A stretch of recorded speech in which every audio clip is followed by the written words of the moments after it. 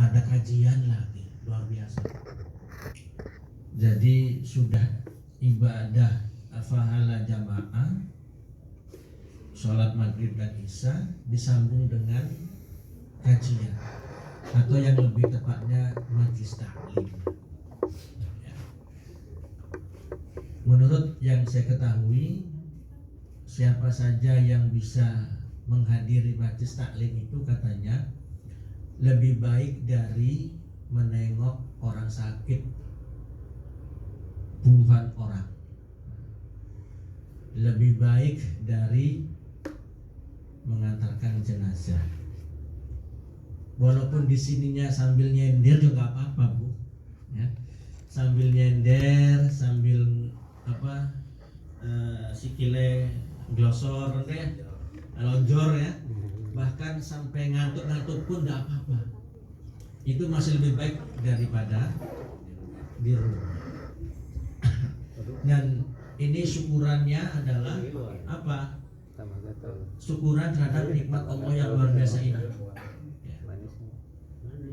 Sholawat serta salam senantiasa kita limpahkan kepada baginda Rasulullah Sallallahu Alaihi Wasallam, manusia pilihan Allah di antara manusia-manusia pilihan Allah yang lainnya, yang khusus diutus kepada umat manusia akhir zaman. Ada sedikit, bukan sedikit, malah lebih kebahagiaan kita yang hidup terpaut 14 abad lamanya. Itu disebut dengan ikhwah, saudara. Sementara sahabat-sahabat Nabi yang hidup bersama beliau, hidup berjuang bersama beliau, hanya disebut dengan sahabat saja. Nah ini, jadi kelebihan kita yang hidup terpaut 14 abad lamanya ini dijulukinya dengan saudara, bukan di sahabat ya, kan nanti teman, kawan, sahabat, saudara. Nah ini kita ini diceluke saking Nabi niko saudara. Pripun sebagai kula sedanten niki saudara, sebab kenapa? Boten saged ningali Kanjeng Nabi, boten saged hidup saking Kanjeng Nabi, lo percaya saking ajarannya Kanjeng Nabi. Itu luar biasa. Maka iman kita yang sudah terpupuk ini terus dipupuk sampai akhir hayat. Ya. Nampaknya dari proses keberimanan kita dibandingkan dengan sahabat dalam konteks ini itu beratan kita. Karena apa? Ya tadi tidak pernah tahu Rasulullah, tidak pernah sehidup dengan Rasulullah, tapi percaya dan membela ajarannya, ya, di tengah kehidupan yang luar biasa. Rasulullah mengajarkan berjilbab, kita nurut berjilbab. Rasulullah mengajarkan kita untuk sholat jamaah, kita sholat jamaah. Ya, Rasulullah untuk senyum sebagai sedekah, kita lakukan. Rasulullah untuk menyuruh bersedekah, kita lakukan. Bahkan Rasulullah menyuruh kita untuk mengkaji ajarannya, juga kita lakukan. Padahal Rasulullah tidak ada di depan kita. Kaum muslimin muslimat yang saya banggakan, nikmat juga yang sampai pada kita adalah nikmat persaudaraan pada hari ini, silaturahmi melalui Mas Jaka dan istrinya. Ya. Saya dikenalkan dan diminta untuk misi kajian tentang Palestina yang menjadi persoalan umat dari dulu sampai hari ini. Ya. Jadi satu-satunya negeri Muslim yang terjajah sampai hari ini adalah Palestina yang belum merdeka. Ini sekarang ya. Maka sebelum sampai pada persoalan ini, perlu kita tarik ayat Al-Quran, atau perlu kita landasi perjalanan kita ini kan jadi dengan ayat Al-Quran. Dasar kita untuk bicarakan Palestina yang di dalamnya ada Baitul Maqdis itu ternyata syarat dengan ajaran Islam, syarat dengan sejarah Islam, syarat dengan hukum Islam. A'udzu billahi minasyaitonir rajim. Bismillahirrahmanirrahim. Subhanalladzi asra bi'abdihi lailan minal masjidil harami ilal masjidil aqsal ladzi barakna haula linuriyahu min ayatina innahu huwas samiul basir. Salah satu ayat yang ada dalam Al-Quran di antara beberapa ayat yang lainnya tentang kesempurnaan atau tentang fadilah Masjidil Aqsa yang merupakan bagian wilayah di dalam negeri Palestina. Jadi bersyukur ibu-ibu bapak-bapak, pada hari ini kita diizinkan oleh Allah untuk berbicara salah satu dari pokok-pokok ajaran Islam yang sedikit banyak sudah dilupakan oleh umat Islam, yaitu Masjidil Aqsa. Dalam pengamatan saya, umat Islam ini kurang perhatiannya kepada Masjidil Aqsa.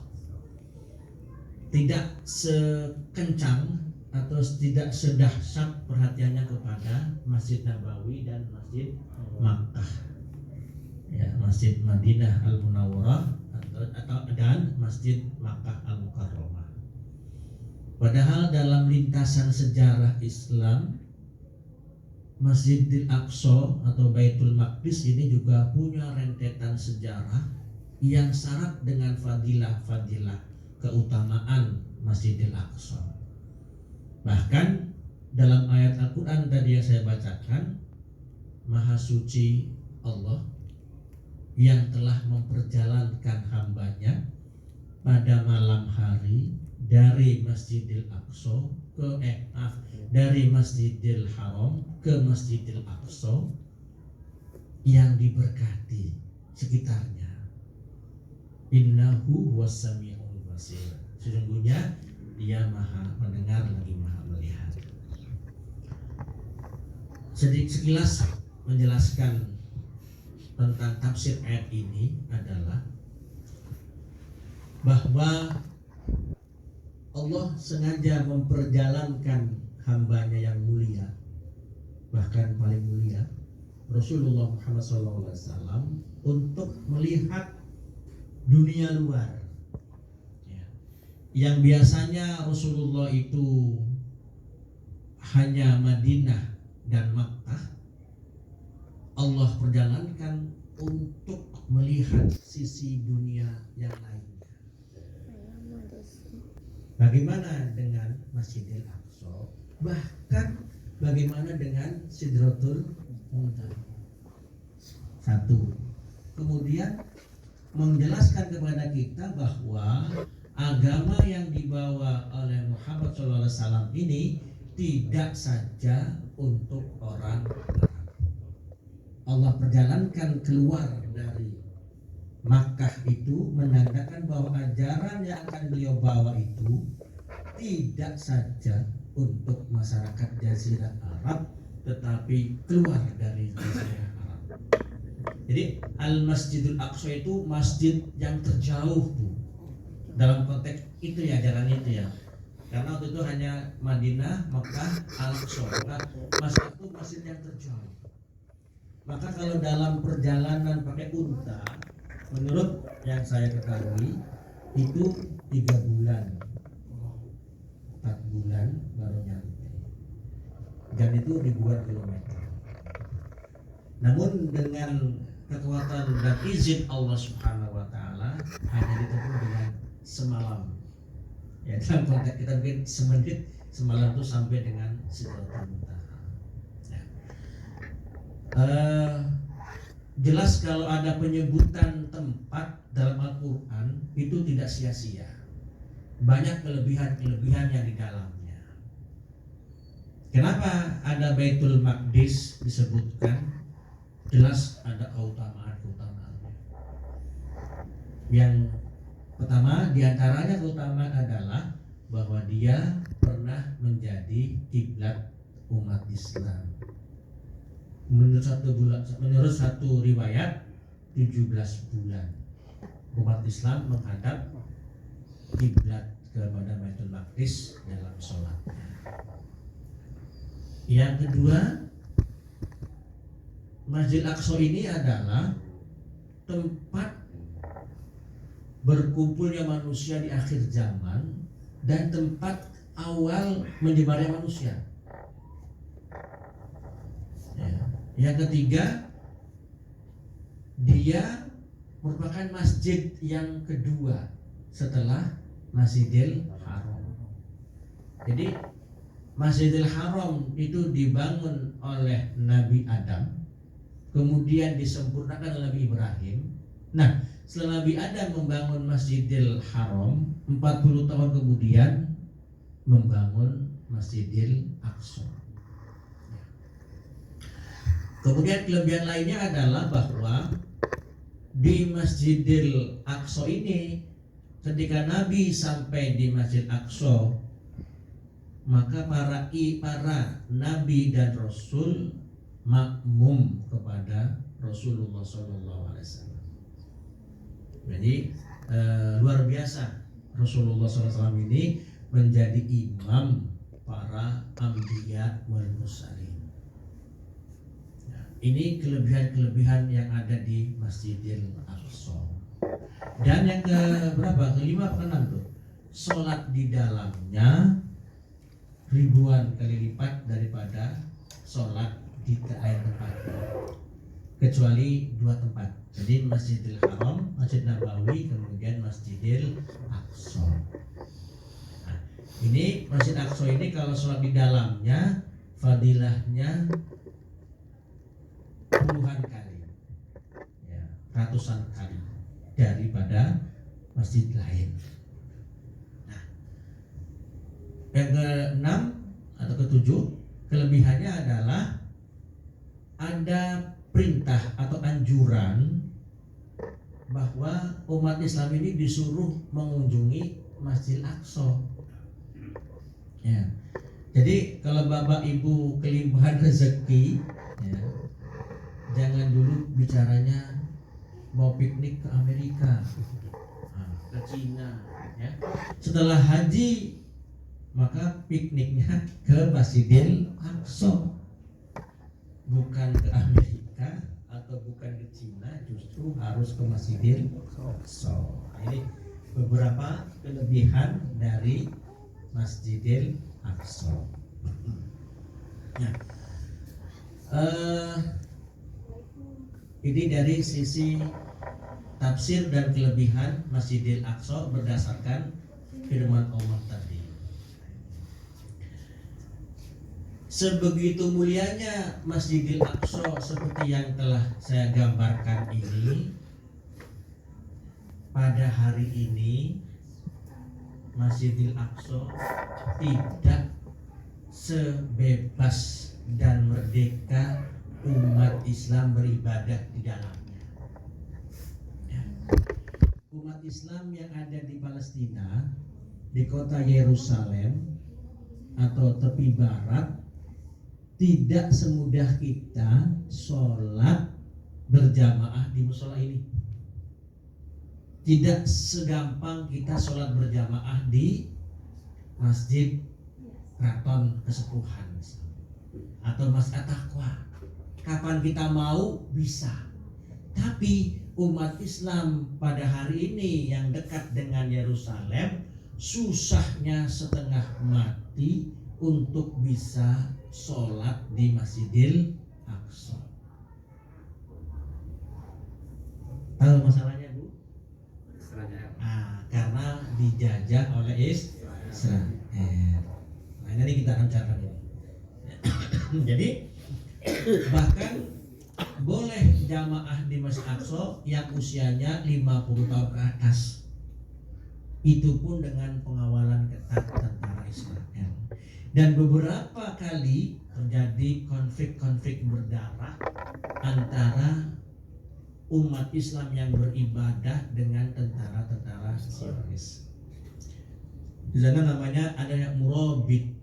Murabit itu adalah penjaga dengan segala kekuatannya bagaimana bisa sholat dan menghidupkan Masjidil Aqsa walaupun dengan ancaman tentara Zionis. Sering konflik, ya. Karena umat Islam merasa ini masjidnya, maka harus dipertahankan. Sementara Israel itu sisinya sebagai penjajah, meyakininya walaupun meyakini dengan keyakinan kosong bahwa ini adalah tempatnya Haikal Sulaiman, sebuah kamuflase, ya. Dan secara kelembagaan internasional UNICEF itu mengatakan bahwa Masjid Aqsa adalah milik umat Islam, tempat ibadahnya umat Islam, bukan Haikal Sulaiman. Dan Haikal Sulaiman hanyalah akal-akalan Israel untuk bisa menguasai, bahkan menghancurkan, menghancurkan. Sudah banyak aksi-aksi Zionis, bagaimana kemudian bisa sampai merobohkan. Tahun 69 pembakaran beberapa lokasi Masjid Aqsa. Namun sayang umat Islamnya tidur. Nah, tidur itu nggak bergerak, ya. Padahal para pemimpin di sana ketakutan ketika sudah melakukan pembakaran di sebagian Masjid Aqsa. Takut dia, jangan-jangan besok umat Islam akan nyerbu Israel.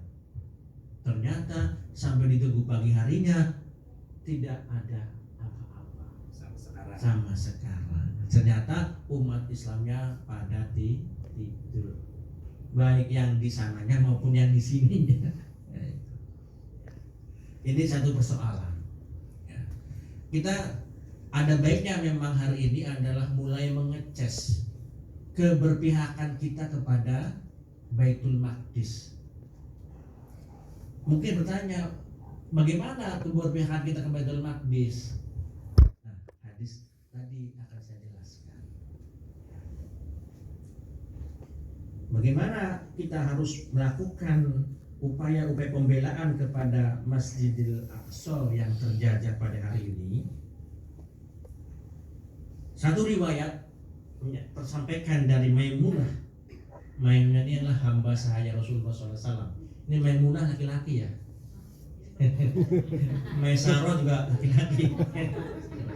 Di sini Maimunah perempuan. Iya. Maaf, Maimunah perempuan. Sorry. Alhamdulillah. Maimunah perempuan. Di sini hanya katanya sholat. Ya, jadi kata untuk perempuan. Dari Maimunah, hamba sahaya Nabi Muhammad SAW berkata, kemudian saya berkata, ya Rasulullah, aftina fi Baitil Maqdis, berikan arahan kepada kami bagaimana kami harus berbuat untuk Baitul Maqdis. Kemudian apa Rasulullah menjawab? Rasulullah menjawab adalah Ardul Mahsyar wal Mansyar. Tadi saya katakan bahwa bumi Palestina atau Baitul Maqdis lebih khusus lagi adalah tempat dikumpulkannya manusia di akhir zaman, wal Mansyar, tempat penyebaran manusia di awal zaman. Ya. Kemudian apa perintahnya? Utuhu fasallu fi, datangilah Masjidil Aqsa dan sholatlah di dalamnya. Pertanyaan sekarang, mungkinkah kita datang ke Masjid Aqsa dan sholat di dalamnya? Sudahlah jauh, ya kan? Juta-juta untuk ke sana, yang lebih lagi di bawah ancaman senjata Zionis. Ini persoalan ini ditanyakan oleh Maimunah pada yang lalu. Ya. Kemudian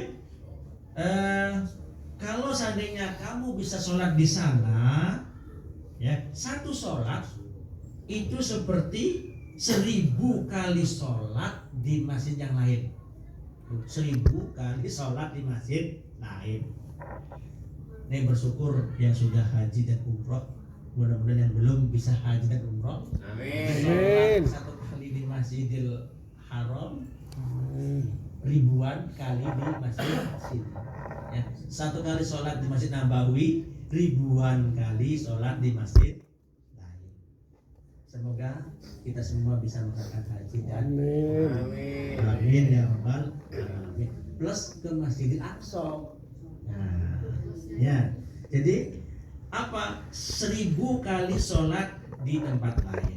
Kemudian kata Maimunah, Aru'aita in lam astati an atahammal ilahi. Bagaimana pendapatmu ya Rasulullah kalau saya nggak bisa ke sana itu? Karena jarak antara Mekah, Arab Saudi hari ini ya, ke Aqsa Palestina itu luar biasa jauhnya. Kalau pakai onta dan kuda itu 3 bulan. Sama aja takrok ya.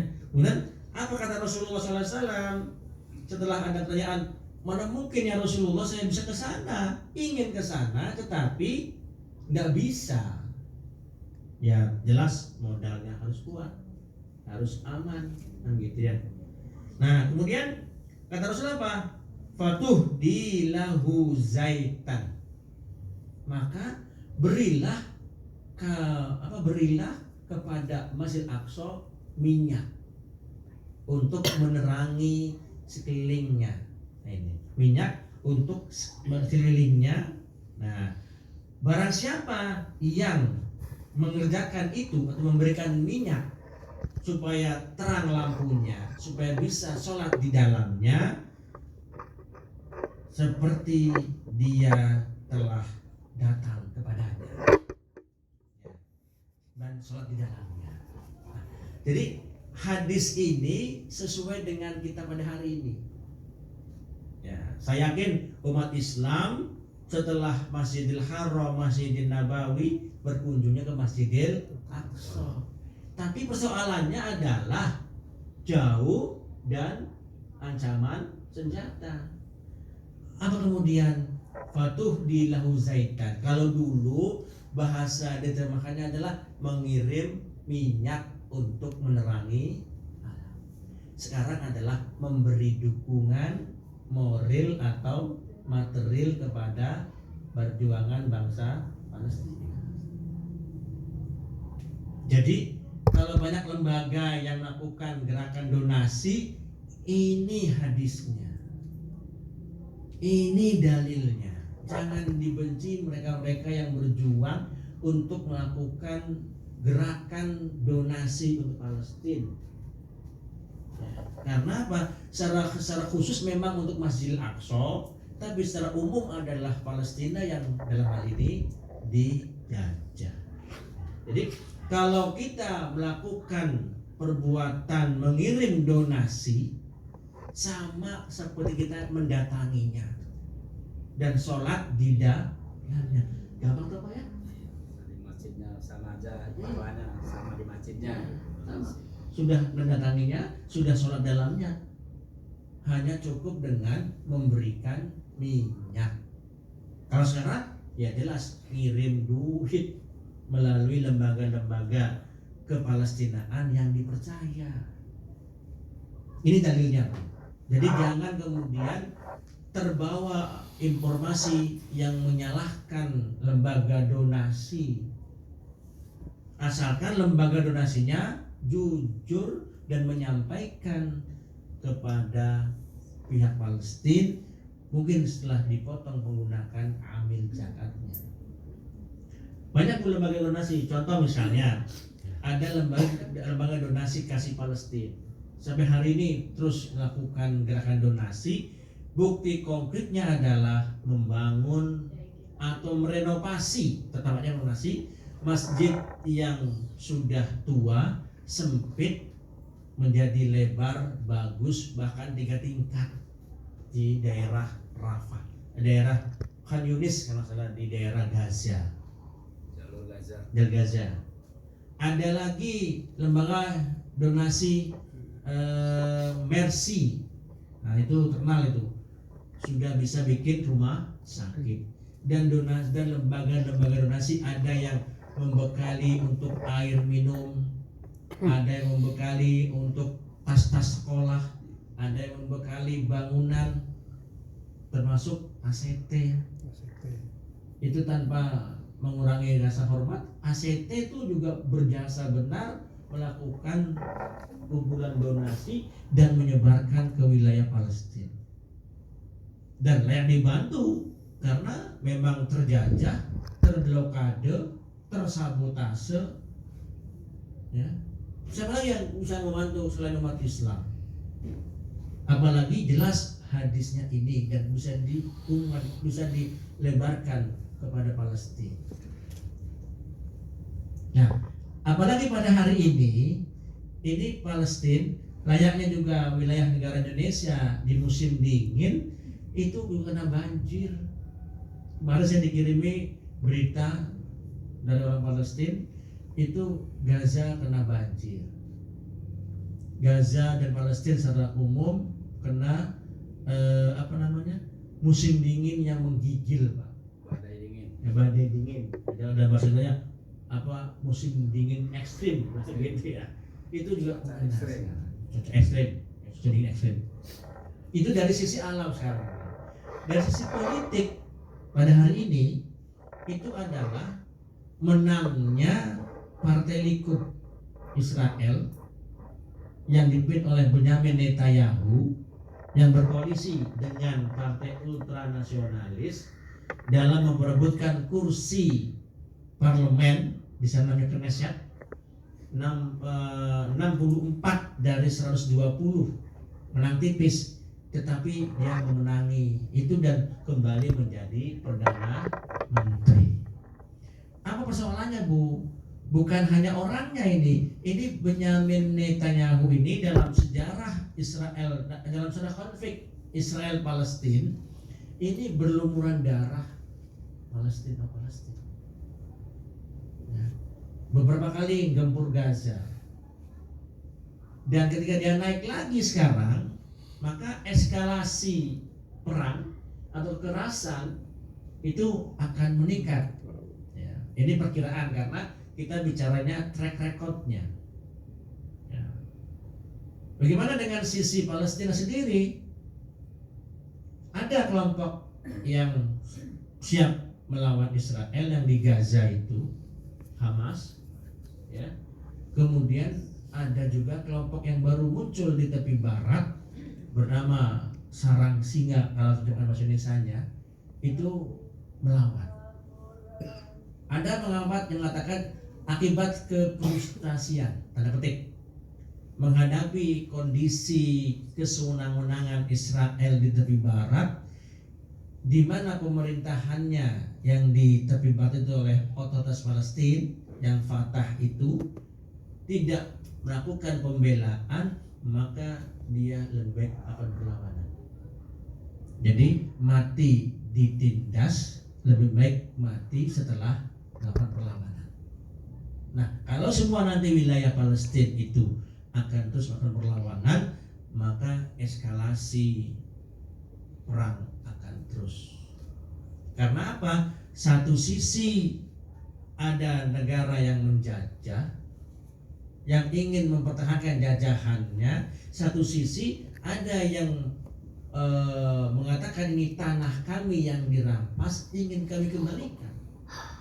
Dan itu gak akan ketemu kecuali dengan perang. Ya. Siapa yang akan bertahan dari kondisi ini? Dan Palestina sudah teruji dengan kebertahanan ini. Jadi tidak perlu kemudian umat Islam berangkat ke sana kata mereka untuk bertempur, karena nanti ya faktor alam, ya faktor makanan, budaya, cukup dengan mengirimkan bantuan doa dan materi. Seperti halnya hadis tadi. Nah, kemudian ini kekinian ya hari ini. Kemudian tadi apa yang harus kita lakukan untuk Palestina? Sampai kapanpun selama Palestina masih terjajah, kita masih punya kewajiban untuk melakukan pembelaan walaupun kecil adanya. Karena kecil dan besarnya diukur oleh kemampuan dan keikhlasan. Allah yang akan mengganjarnya. Nah, mungkin ada yang bertanya, ya ngapain sih Pak melawan Israel dengan batu, dengan ketepel? Ya mati konyol katanya begitu. Dijawab bahwa melakukan perlawanan itu tidak harus setimpal. Coba kita lihat pejuang-pejuang kita 45 itu. Apa semuanya punya bedil? Tidak punya. Iya, mabur runcing malah kita ini. Ya kan? Nah, jadi tidak harus melakukan perlawanan itu sama senjatanya dengan yang merusak. Belanda pesawat, ya, kapal, tank baja, ditanya bedil, pistol, tambur runcing, ya, apalagi bendol keris gitu kan. Itu sama dengan sekarang Israel ini, sama dengan proses sekarang ini. Apa yang kemudian dia bisa lakukan melawan dengan ketepel, melawan dengan pisau, melawan dengan pembakaran ban-ban di jalan, pembakaran dengan batu, itu terjadi. Dan kalaupun dimulai dengan perlawanan, dari situ dimulai meningkat pistol, kemudian senjata les panjang, AK-47, ya, roket dari 3 km sampai 80 km. Nah, itu sisi dari perlawanan kita. Nah, mereka tidak mengajarkan kita ke sana, kan? Hanya mengajarkan dukungan materi dan moral supaya bisa melanjutkan perjuangan, supaya bisa melanjutkan kehidupan. Sabar-sabarnya wong yang Palestina, Pak. Kuat-kuatnya wong yang kuat dari kita sih wong Palestina. Hidup selalu di bawah bayang-bayang pesawat tempur. Hidup di bawah bayang blokade. Hidup selalu di bayang-bayang bulldozer rumahnya. Dan pemerintahannya itu diam, terutama di tepi barat. Maka di tengah keperustasan ini dalam petik mereka melawan. Dan perlawanan tidak harus kemudian dia menang, karena kemenangan sepenuhnya Allah SWT, tapi perjuangan adalah milik manusia. Ini yang terjadi. Kemudian nanti bicara tentang sejarah, ya, sejarah Islam terutama. Jadi sesuai tadi yang saya katakan bahwa Islam bukan hanya agama Arab, seperti tadi dicontohkan bahwa Rasulullah diperjalankan kepada Makkah itu dimaknai bahwa Islam akan menyebar ke seluruh alam, dan Rasulullah harus tahu alam di luar Jazirah Arab kan gitu. Nah, ketika umat Islam bisa melakukan kepemimpinan Rasulullah dimulainya selama 10 tahun, Pak. Jadi sebuah hadis menyatakan salah satunya takunu fikum nubuwah. Jadi terjadi di antaramu masa kenabian. Nah, ini masa kenabian ini Allah tentukan 10 tahun di Madinah, 13 tahun di Makkah.